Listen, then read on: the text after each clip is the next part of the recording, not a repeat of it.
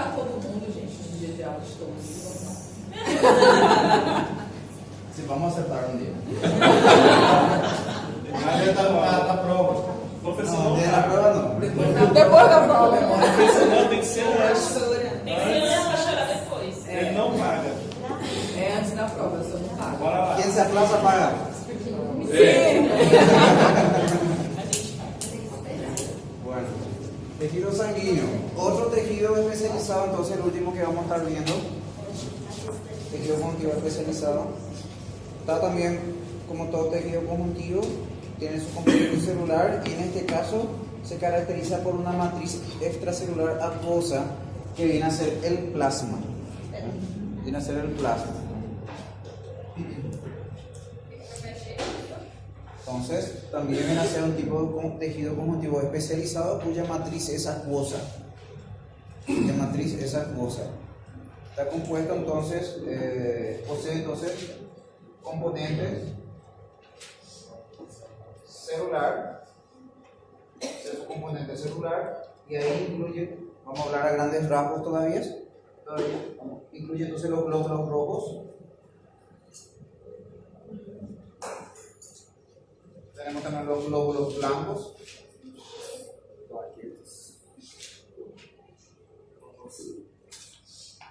Y los trombocitos. Los glóbulos rojos, que se les llama también eritrocitos o hematíes.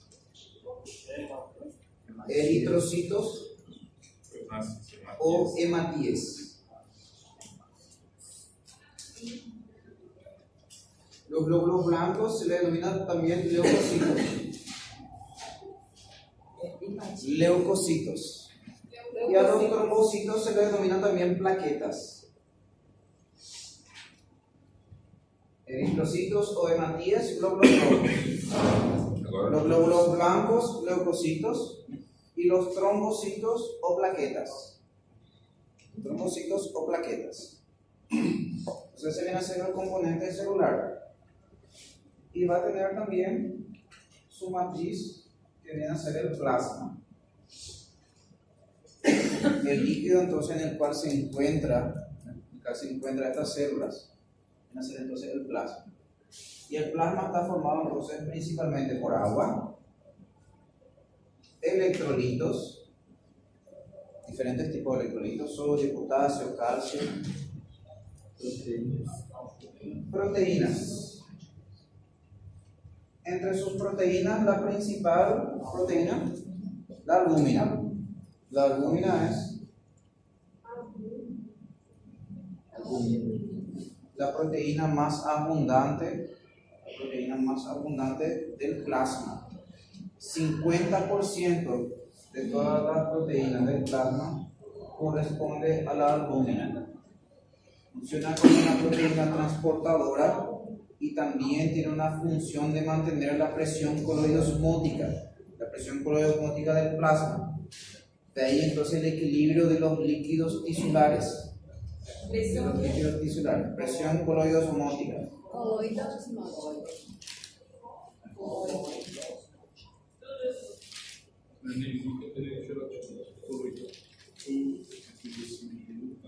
Yo sé que ustedes en biofísica hablaron de ósmosis.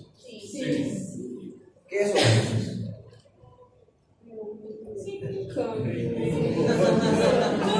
Cambio de água, precisa ter membrana. Transporte vai meio de água com crédito de concentração. Exato. El movimiento dentro de agua, entonces ese movimiento de agua Sim. a través entonces de una membrana, Sim. Semipermeável. semipermeable. El movimiento depende de la proporción de solutos no difusibles Sim. que no difunden a través de la membrana. Entonces, el agua se movilizaba de una zona donde había menor cantidad de solutos hacia una zona donde había mayor cantidad de solutos, pero menor cantidad de solvente, menor proporción de solvente, Sim. para tratar de igualar las concentraciones del solvente. Bueno, es el movimiento. Algo parecido ocurre a nivel de los vasos sanguíneos, pero en vez de una membrana semipermeable, Vamos a tener entonces el endotelio completo. El endotelio.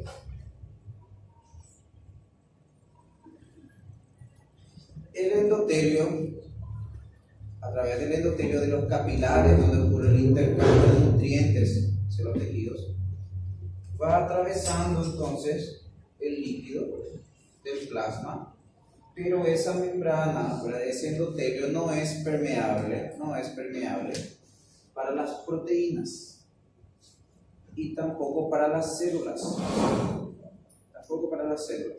De ahí entonces que las células no atraviesan, de ahí entonces que las proteínas no atraviesan. El líquido intersticial que encontramos en la matriz extracelular, ese líquido es muy parecido al plasma, solo que el plasma tiene mayores concentraciones de proteínas. Porque justamente las proteínas no atraviesan por el endotelio. El capilar, que es la última porción de la circulación, justamente, termina el capilar y comienza las venas directamente. Es un circuito cerrado. Va a venir una arteria, se va ramificando hasta llegar a formar los capilares.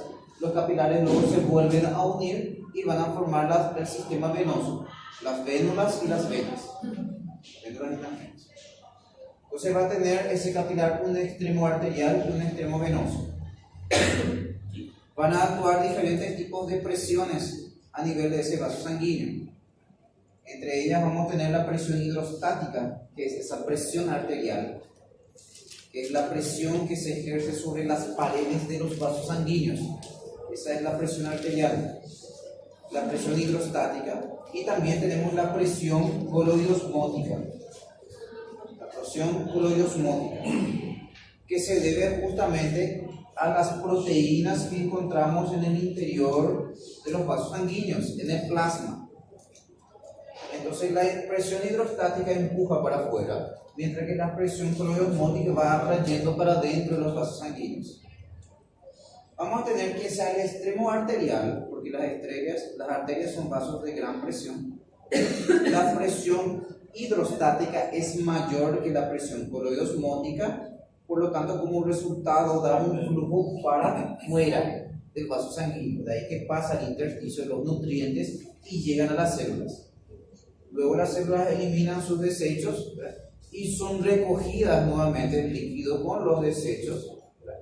Vuelve a ser reabsorbido hacia el extremo venoso, donde la presión coloidosmótica supera a la presión hidrostática, porque el extremo venoso, las venas son vasos de baja presión, por lo tanto la presión hidrostática es baja y la presión coloidosmótica le supera. De ahí que se reabsorbe otra vez, se vuelve a reabsorber todo ese líquido que salió, se reabsorbe con los desechos, ¿verdad? Se vuelve a reabsorber y pasa al sistema venoso para retornar entonces al corazón. De esa forma pasan los nutrientes hacia las células y se vuelve a recoger todo, porque no se puede acumular, porque si se acumula se va a empezar a hinchar, a edematizar. Entonces todo lo que salió vuelve a entrar. Pelos capilares. En los capilares, solo en los capilares eso ocurre. En el capilar ocurre ese intercambio. Bueno, en el resto del sistema solamente son sistemas de transporte. Arterias, arteriolas son sistemas de transporte. Solo a nivel de los capilares es que ocurre ese intercambio. De ahí entonces que es muy importante esa albúmina para que se pueda ocurrir esa reabsorción del líquido que salió al intersticio. Tiene que reabsorberse. Hay situaciones, por ejemplo, en las cuales hay alteraciones a nivel de los riñones. En el riñón lo que ocurre es un ultrafiltrado de la sangre. Básicamente va filtrando y va limpiando la sangre. Deja salir los productos de desecho, ¿verdad? Y queda entonces la sangre sin los desechos, sin las toxinas. Esos productos de desecho va saliendo con agua, eso se le llama orina. Entonces el riñón va a producir la orina, ¿verdad? Y la orina es un ultrafiltrado de la sangre. Va saliendo desechos metabólicos de reacciones químicas y con ellos sale agua también. Cuando la orina está muy diluida, o sea que cuando consumimos mucha agua, entonces si nosotros tomamos 10 litros de agua, ¿verdad? Eso tiene que salir nuevamente, ¿verdad? Tiene que volver a salir. ¿Verdad? Tomamos entonces, no puede acumularse tanta cantidad de líquido. Tanta cantidad de líquido. Entonces se tiene en cuenta como una ingesta promedio alrededor de 2 litros por día que uno va consumiendo. Si consume más, porque hay gente que consume más, ¿verdad? Hay gente que está tomando, ¿verdad? Si estoy libre, estoy tranquilo, yo estoy tomando tereré casi 24 horas. Casi 24 horas. Entonces, yo sí estoy libre, ¿verdad? Como es difícil mover el termo por todos lados, entonces yo no traigo. ¿Verdad? Si no, yo estoy tomando tereré 24 horas por día. Entonces, ese exceso de líquido tiene que salir. Tiene que salir, ¿verdad? Tiene que salir, ¿verdad? Entonces, ese exceso tiene que salir. Entonces, uno va orinando cada instante, ¿verdad? Y sale una orina bien diluida, bien clara, bien transparente. Ahora, cuando uno no consume mucho líquido en el día, ¿verdad? Entonces, si no consume mucho líquido, la orina sale bien amarilla, sale bien concentrada, o sea, hay muchos desechos en poca agua, ¿verdad? Sale bien concentrada. De ahí que cuando uno realiza actividades físicas, pierde mucha agua a través del sudor, ¿verdad? Para liberar calor, ¿verdad? Pierde mucha agua a través del sudor. Entonces, el cuerpo necesita más agua, principalmente si no repone. Entonces, para mantener las concentraciones del líquido corporal, se reabsorbe en el riñón. El riñón va a filtrar, pero vuelve a reabsorber agua, dejando una orina bien concentrada, para mantener el volumen sanguíneo. Mantener entonces el volumen sanguíneo. Entonces, tiene que perder cierta cantidad de líquido para eliminar los desechos. Entonces, si uno consume poca agua y está realizando actividad física o hace mucho calor,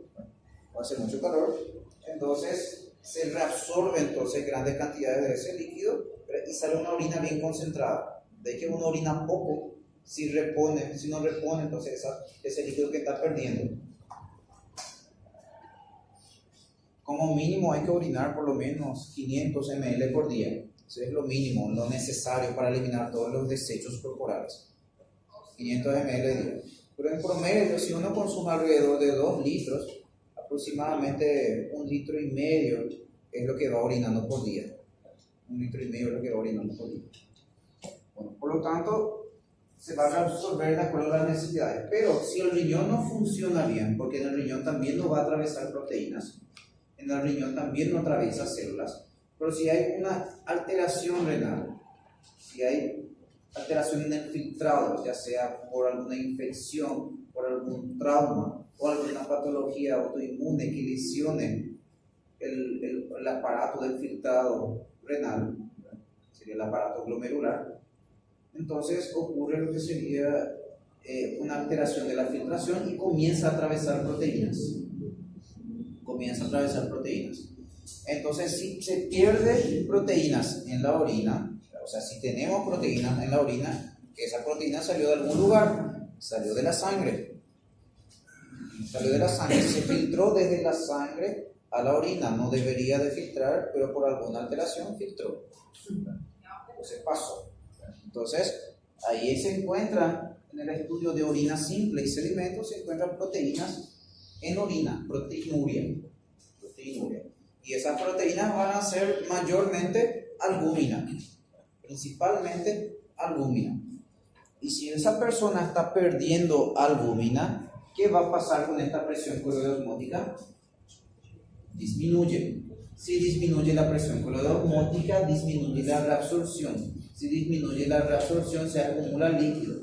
Si se acumula líquido, se hincha y se edematiza. Hay retención de líquido. Se está reteniendo el líquido. No todo lo que entra está saliendo. Ese exceso no se está eliminando y se está atrapando entonces dentro del organismo, ¿verdad? De ahí entonces la importancia en el mantenimiento, ¿verdad? El equilibrio hídrico, ¿verdad? Que poseen esas proteínas en el plasma, porque son los que van a mantener esa presión coloidosmótica que produce esa atracción hacia el interior justamente de los vasos sanguíneos, ¿verdad? interior de los vasos sanguíneos.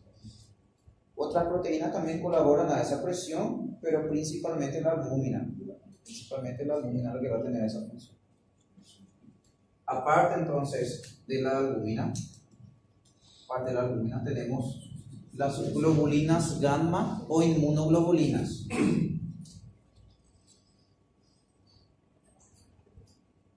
Globulinas gamma o inmunoglobulinas.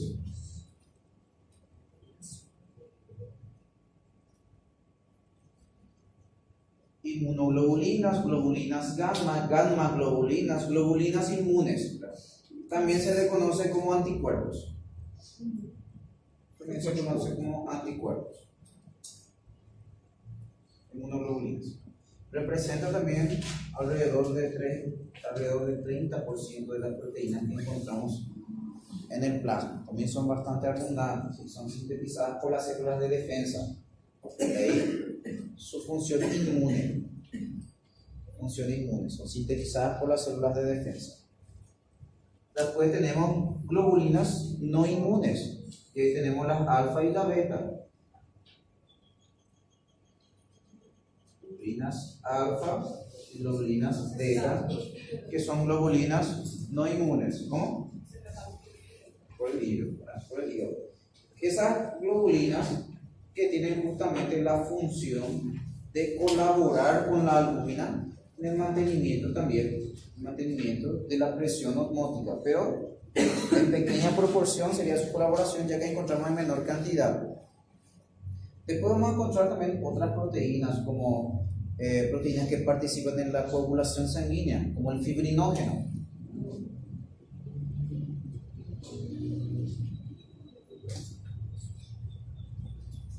El fibrinógeno, durante la cascada de la coagulación, cuando ocurre una lesión a nivel del vaso sanguíneo, ese fibrinógeno se convierte en fibrina, se va polimerizando y forma como una malla, como una red que va atrapando células sanguíneas, glóbulos blancos, glóbulos rojos y plaquetas, formando un coágulo sanguíneo. Ese coágulo sanguíneo va a cerrar, va a cubrir ese defecto. El fibrinógeno, ¿cómo? El fibrinógeno se convierte en fibrina, una proteína, así se activa y se va polimerizando, uniendo, formando redes, mallas, que van atrapando células sanguíneas, glóbulos rojos, glóbulos blancos, plaquetas, formando lo que conocemos como coágulo sanguíneo. Eso le da tiempo a la pared vascular para que se repare. Una vez que se repara el vaso sanguíneo, ese coágulo se disuelve nuevamente.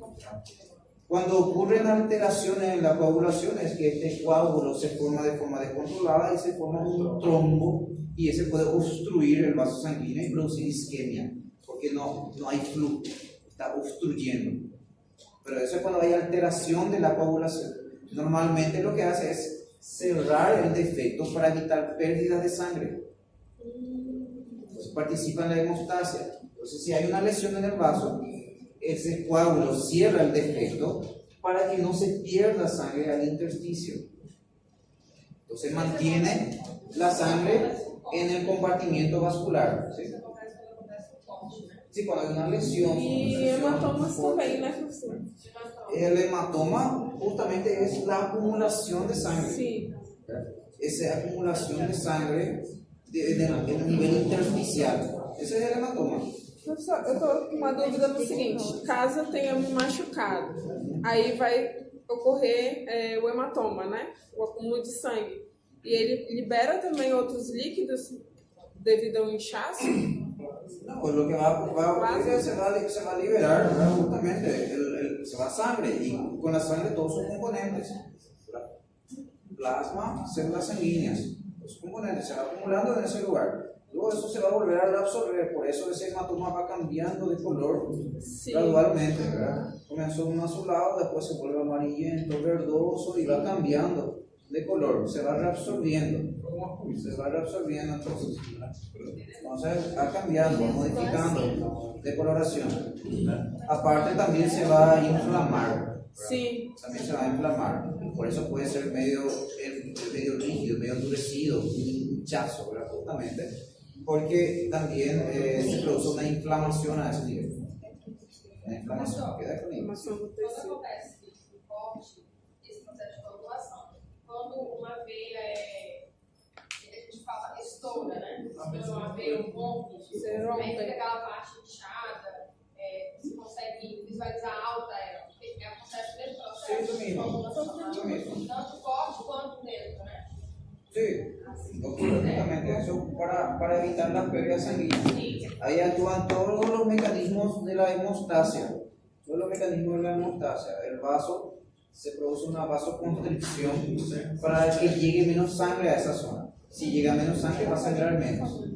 Se produce el tapón plaquetario, pero las plaquetas cubren poco espacio. De ahí que colabora con eso el coágulo sanguíneo, ¿verdad? Que consigue cerrar mayores espacios y consigue, entonces permite que se repare mayor proporción de tejido. Entonces esos son los mecanismos hemostáticos que evitan las pérdidas sanguíneas.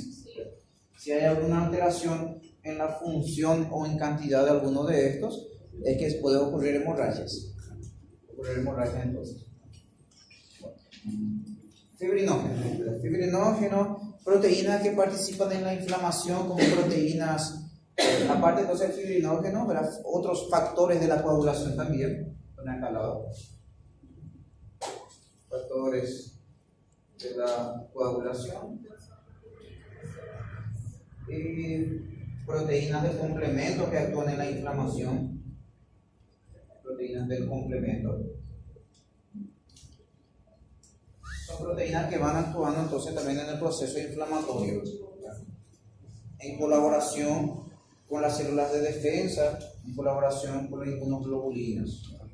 Entonces, varios tipos de proteínas encontramos a nivel del plasma. Varios tipos de proteínas encontramos a nivel del plasma. Nosotros vamos a utilizar justamente un índice hematimétrico que van a encontrar en el hemograma, que se denomina hematocrito, el estudio de sangre normal, el hemograma. Uno de los índices hematimétricos que van a encontrar es el hematocrito. ¿Qué viene a ser el hematocrito?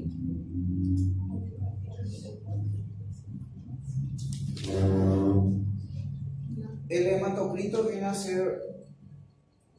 viene a medir entonces la proporción de células sanguíneas en sangre. Sería la parte de la sangre que corresponde a células. Se mide en porcentaje. Y suele tener un valor de alrededor de 40 a 45%. ¿Y qué significa este 40 a 45%? Que 40 a 45% de la sangre corresponde a células, y el resto corresponde a plasma. El resto corresponde a plasma, o sea, 55 a 60% va a corresponder entonces a plasma. 40 a 45% corresponde entonces a células. Eso mide el hematocrito. Se puede medir de forma automática, en realidad el hemograma tarda menos de un minuto en procesar, se ubica la muestra, se toma la muestra en la máquina y en un minuto va procesando y ya sale la tirita con todo el resultado. Lo que tarda tiempo es la comprobación manual. Entonces eso hay que comprobar de forma manual porque la máquina puede fallar. Entonces hay que comprobar manualmente. Si es que arroja valores similares de forma manual, entonces está bien el resultado. Entonces se comprueba de forma manual. Esto también se mide de forma manual centrifugando. Se toma la muestra en unos pequeños tubos bien finos que se llaman capilares, y donde se centrifuga, va girando a grandes velocidades de modo a que va a separar el componente celular del plasma. Se separa entonces y va sedimentando entonces todo el componente celular, queda entonces a nivel de la base y después queda un líquido transparente, amarillento, en la porción superior, ¿verdad? Que corresponde entonces al plasma. Este hematocrito se va midiendo entonces con una regla especial, se va dando el valor, entonces alrededor de 40-45% de lo normal, El resto entonces va a corresponder al plasma. También es una medida indirecta de la cantidad de glóbulos rojos, ¿verdad? Porque los glóbulos rojos se miden en millones. De lejos son las células más abundantes de la sangre, se van midiendo en millones. Mientras que los glóbulos blancos se miden en algunos miles, ¿verdad? Para hablar, eso voy a repetir nuevamente cuando hablamos específicamente de glóbulos rojos. En glóbulos rojos tenemos alrededor como promedio de 4,5 a 4,8 millones por milímetro cúbico de sangre, o sea, por cada ml. ¿Verdad? Mientras que los glóbulos blancos tenemos de 4.000 a 10.000 por cada ml, por cada milímetro cúbico. Entonces es grande la diferencia en cantidad de glóbulos rojos a glóbulos blancos. Y las plaquetas, ¿verdad? Las plaquetas son fragmentos bien pequeños, de 150.000 a 450.000 entonces por milímetro cúbico, Esta imagen es más esquemática en realidad, porque difícilmente se encuentran todos los leucocitos en un mismo campo, ¿verdad? Acá se todos los leucocitos, es bien esquemático esta imagen, ¿verdad? Y están también los glóbulos rojos. Difícilmente se encuentra de esta forma, ¿verdad? Generalmente se encuentra así. Algún que otro leucocito, ¿verdad? Y muchos glóbulos rojos. Y estos pequeños grumos basófilos corresponden a las plaquetas o trombocitos. Son bien pequeños porque en realidad son fragmentos celulares, ¿verdad? Son células en sí, ¿verdad? Son fragmentos celulares. Vamos a comentar eso nuevamente.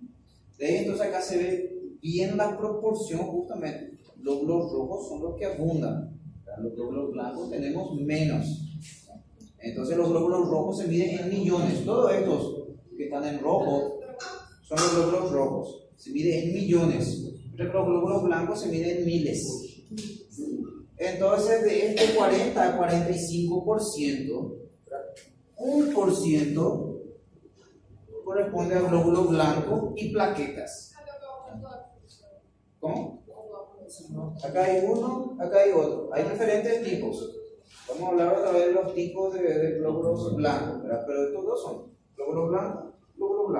El resto, glóbulos rojos, y estos pequeños grumos son las plaquetas. Entonces, 1% de ese hematocrito corresponde a glóbulos blancos y plaquetas. ¿Sí? Entonces, que es una medida indirecta de los glóbulos rojos de este hematocrito. Entonces, una disminución del hematocrito, la disminución puede representar entonces una anemia. Y un aumento se puede dar bajo dos situaciones en realidad. Puede ser un aumento relativo del hematocrito. ¿Y cuándo se da ese aumento relativo? Lo que se denomina una policitemia relativa. Eso puede ocurrir cuando disminuye la cantidad de plasma. Porque si disminuye proporción de plasma, va a aumentar proporción de células. Porque es en porcentaje. Entonces eso sería una policitemia relativa. En realidad no aumenta células, disminuye plasma. Professor, Disminuye plasma. paciente vítima de queimadura, por ejemplo? En quemaduras, en procesos de gastroenteritis, diarreas, vómitos, deshidratación, ¿verdad? Procesos febriles intensos, dengue, por ejemplo. Ocurre deshidratación. Por lo tanto, aumenta el hematocrito, pero no porque aumenta el número de células, sino porque va disminuyendo la proporción de plasma. De ahí entonces, porque este se mide en porcentaje, no es un valor absoluto. Entonces está disminuyendo el plasma, por lo tanto va a aumentar el porcentaje de células. Porcentaje, no cantidad. Entonces eso sería un aumento relativo. Entonces, al aumentar el hematocrito, la sangre queda muy viscosa. Aumenta la resistencia al flujo sanguíneo. y se aumenta la resistencia, la sangre fluye con dificultad, por lo tanto el corazón necesita hacer más esfuerzo para bombear. Entonces hay que volver a diluir esa sangre, En casos más extremos y más graves, ya hay que diluir, ¿verdad?, con suero, ¿verdad?, endovenoso, ¿verdad?, en casos más extremos, ¿verdad?, si es que se puede todavía y si no es muy grave, por vía oral, líquidos por vía oral, pero en casos más extremos hay que diluir la sangre, ¿verdad?, por suero endovenoso. Entonces hay que diluir nuevamente esa sangre. Bueno, lo contrario, si disminuye el hematocrito, ¿verdad?, pero en este caso ya sí por disminución de células sanguíneas, puede representar entonces una anemia. La sangre va a estar diluida, sí, va a fluir con facilidad, sí. El problema es que hay pocas células para cumplir la función. Pocas células que van a cumplir la función. Y la función que cumple esos glóbulos rojos es principalmente el transporte de oxígeno. Entonces que no va a haber suficiente cantidad de células para abastecer todos los tejidos. Entonces va a tener una dificultad respiratoria esa persona, porque no va a tener los suficientes nutrientes, suficiente oxígeno para todas las células. Entonces hematocrito. Una forma también de que aumente el hematocrito, ¿verdad?, ya sería aumentando la cantidad absoluta de células, pero eso ya sería por problemas de la médula ósea que está liberando demasiadas células sanguíneas. El hematocrito entonces va a aumentar. Suele haber de forma fisiológica, suele ocurrir esto de forma fisiológica, aumentar, no de forma exagerada, pero un ligero incremento del hematocrito cuando nos exponemos a bajas cantidades de oxígeno. O sea, en las alturas, por ejemplo. Yo no me olvido justamente, generalmente cuando Paraguay se va a jugar contra Bolivia, se va un tiempo antes para un periodo de aclimatación.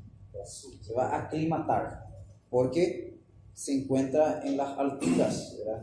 Se encuentra, no sé si 1500 metros por arriba del nivel del mar, mientras que aquí estamos aproximadamente a 500 metros por arriba del nivel del mar. De ahí entonces que es una altura bastante elevada, y mientras más elevado, menor la concentración de oxígeno, menor la proporción de oxígeno.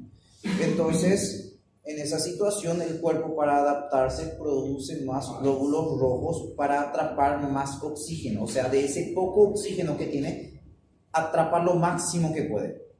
Para eso, entonces, va a producir más células sanguíneas. De esa forma se adapta, ¿verdad? Entonces, en ese periodo de adaptación va a aumentar entonces los glóbulos rojos, ¿verdad?, para que esa falta de oxígeno no cause trastorno, ¿verdad? Generalmente en estado basal mucho nos va a alterar, pero cuando está realizando una actividad física intensa ya va a faltar el aire, porque no está acostumbrado y el cuerpo no está adaptado. Bueno, no me olvido luego que esa vez se fue un mes antes para adaptarse y se fue y perdió igual. Me dio tanta rabia. Un mes se fue para aclimatarse. Se fue y se fue a perder. En Brasil y en Venezuela. Tocar en Caracas. De Caracas. Pasó lo 800 mismo. metros. Pasó lo mismo, ¿verdad? Fue lo mismo, ¿verdad? Pero se fue un mes para aclimatarse y se fue y perdió. Un mes. Uma pergunta fez um pouco mais diferente, o tamanho de lá para cá. Professor, na pessoa que vive em grande altitude, o tamanho do pulmão, da carga torácica é diferente? Influencia alguma coisa ou não? No, né? O corpo adapta-se. No, el cuerpo se va adaptando, produciendo más células o menos células. Acá nosotros producimos menos porque necesitamos menos. Necesitamos menos porque la concentración de oxígeno es mayor, ¿verdad? Ahora ya, como hay menos oxígeno en el aire, entonces ellos tratan de aprovechar lo máximo. Y para aprovechar lo máximo, entonces aumenta ligeramente el hematocrito, ¿verdad? De esa forma ellos están adaptados a la altura. Están adaptados a la altura.